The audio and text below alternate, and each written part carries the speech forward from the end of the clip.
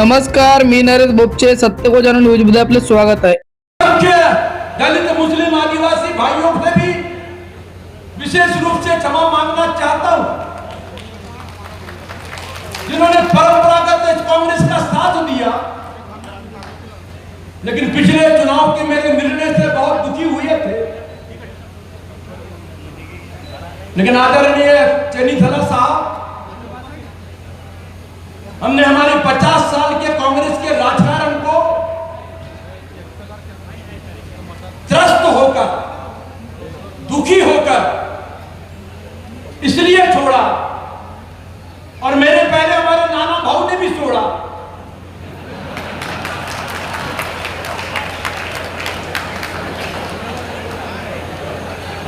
वो 2008 से 2018 तक बाहर रहे, तब मैंने कांग्रेस संभाली।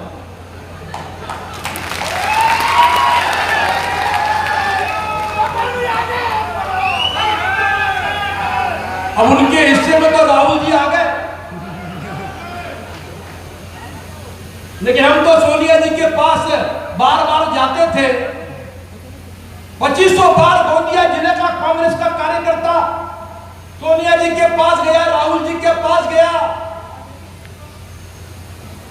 क्योंकि हमारे क्षेत्र का फैसला कांग्रेस का नेतृत्व हमारे मित्र पक्षों की सलाह पर किया करता था, मित्र पक्षों के नेताओं के इशारे पे करता था, और यही दुख नाना भाऊ को भी था और यही दुख मेरे दिल में भी था। और इसीलिए विकास की राह में जरूर मैं राह भटक गया, लेकिन आज फिर सुबह का फूला शाम को घर आया है। आप सब लोग बड़े दिल से ये सारी गलतियों को छोड़कर आगे बढ़ेंगे, और इस गोंदिया में हमारे कांग्रेस को मजबूत करने का काम हम उसी ताकत और विश्वास के साथ करेंगे। इस बात का विश्वास हमको आज यहां व्यक्त करना है। मैं इतनी बड़ी तादाद में जो गोंदिया में कभी हमने देखी नहीं। 2014 में जब सोनिया जी आई थी इसी मैदान में, तब देखी थी, और वैसा ही प्रेम और उत्साह आपके प्रेम की पावती है, और इस पावती के कर्जे को, इसके ब्याज को मैं जीवन भर चुकाने का काम करके इस कांग्रेस को मजबूत करने का काम आखिरी दम तक करता रहूंगा। इस बात का आपको सबको विश्वास दिलाना चाहता हूं।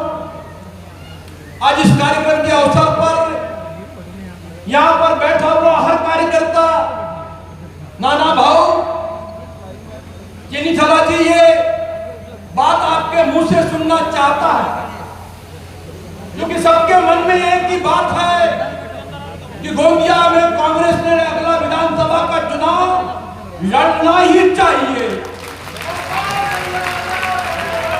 और मैं भी मैंने सबको बताया है कि नाना बाबू हो, हमारे खरगे जी हो, हमारे चेनीथला जी हो, आदरणीय पृथ्वीराज जी चौहान हो, विजय बाबू और नितिन बाबू हो, ये सारे लोगों ने मुझसे वादा किया है कि आने वाला विधानसभा का चुनाव गोंदिया से कांग्रेस ही लड़ेंगी, किसी कीमत पर भी लड़ेंगी।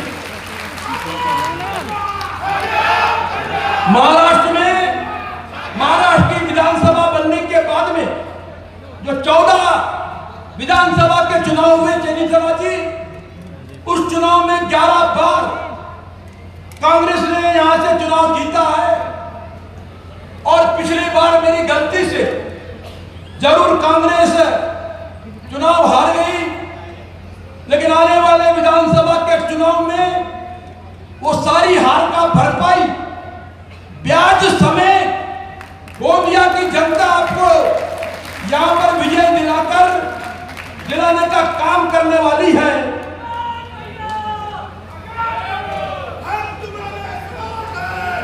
मैं गोंदिया में विकास की राह को हमारे तमाम मंच पर बैठे हुए नेताओं के नेतृत्व में हमेशा मजबूत करता रहा।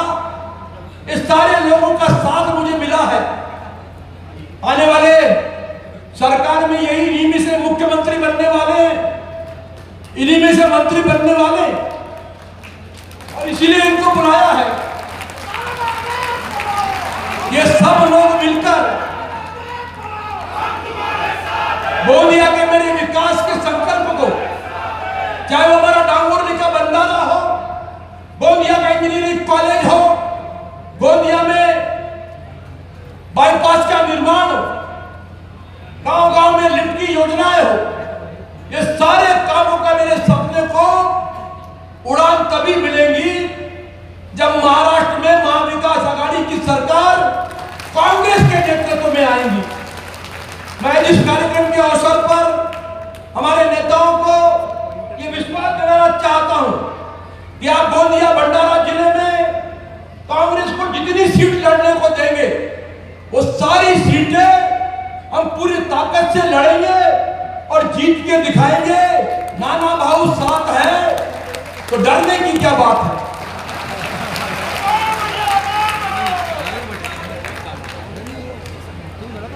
आज हमारे गोंदिया जिले का जिनको प्रभार मिला है बीजेपी में, नरोत्तम मिश्रा जी, जिनको दतिया की जनता ने नकार दिया, वो 3 दिन पहले आकर गोंदिया में कहकर गए कि 13 तारीख को यह कार्यक्रम कांग्रेस की 13वीं का है। जिनकी 13वीं उनके गांव के लोगों ने पिछले विधानसभा के चुनाव में मनाई, और वो ये भूल गए कि गोंदिया में बीजेपी की 13वीं मनाने का काम 5 साल पहले बेईमान बीजेपी के कार्यकर्ताओं ने मिलकर किया, और बीजेपी के गद्दार को चुराकर लाने का पाप किया। वो आज कांग्रेस की 13वीं मनाने की बात करते हैं। ये यहां पर उपस्थित जनता आने वाले विधानसभा के चुनाव में 13वीं किसकी मिलने वाली है और कौन दोबारा दिवाली मनाने वाला है, क्योंकि दिवाली के बाद में फिर दिवाली मनाएंगे। और नाना भाऊ के नेतृत्व को गोंदिया भंडारा जिले में, क्योंकि उनको पूरा महाराष्ट्र देखना है, और इसलिए इस नेतृत्व को मजबूत करने की जवाबदारी आप पर, हम पर, सब पर है। और इस नेतृत्व को मंजूर करने का काम, मजबूत करने का काम हम सब मिलकर पूरी निष्ठा के साथ में करेंगे। मैं आज इस कार्यक्रम के अवसर पर हमारी नेता सोनिया जी को, हमारे नेता राहुल जी गांधी को, विशेष रूप से प्रियंका जी और खड़गे जी को इस बात के लिए धन्यवाद देना चाहता हूं कि 75 साल में पहली बार महाराष्ट्र प्रदेश कांग्रेस की इतनी बड़ी जवाबदारी, जिसकी कोई कल्पना भी गोंदिया भंडारा जिले का कार्यकर्ता नहीं कर सकता था, उस कांग्रेस की जवाबदारी हमारे भाई नानू दाना भाऊ पटोले के कंधों पर दिया। जो असंभव था वो संभव राहुल जी के कारण हो गया, और इसीलिए आज लगता है कि कांग्रेस पूरी तरह आजाद है। इसीलिए लगता है कि अब हमारे घर में राहुल गांधी का एक नुमाइंदा आ गया, और उसको ताकत देने का काम हम सबको पूरी ताकत के साथ में करना पड़ेगा।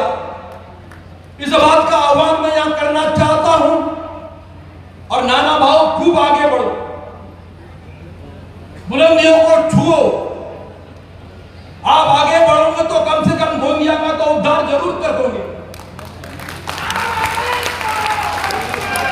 इसी गोंदिया में तुम्हारा जन्म हुआ, इसी गोंदिया में पले बढ़े, और इसलिए आज इस तमाम लोगों की तरफ से तुम्हारे भविष्य, उज्जवल भविष्य की शुभकामनाएं देना चाहता हूं। और आपको, क्योंकि बहुत बड़ा हूं उम्र में, और इसलिए मेरी ओर से बहुत बहुत दिल से आशीर्वाद महाराष्ट्र की बुलंदियों में जाओ और इस कांग्रेस को बुलंद करने का काम आप सब मिलकर करेंगे।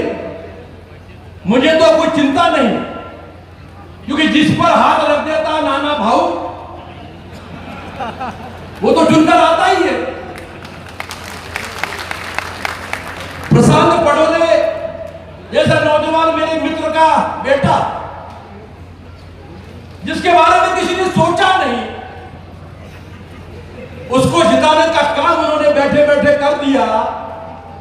तो मैं तो दौड़ता भागता उम्मीदवार।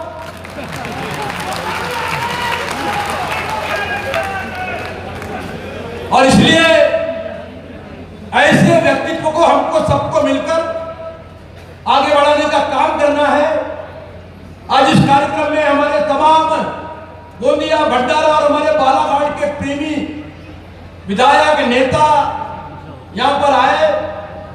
मैं इन सब का दिल से बहुत बहुत आभार मानना चाहता हूं। इन सब का दिल से बहुत बहुत स्वागत करता हूं। और अपनी बात को ही खत्म करने के पहले यही कहेंगे हम सब मिलकर कि आ गया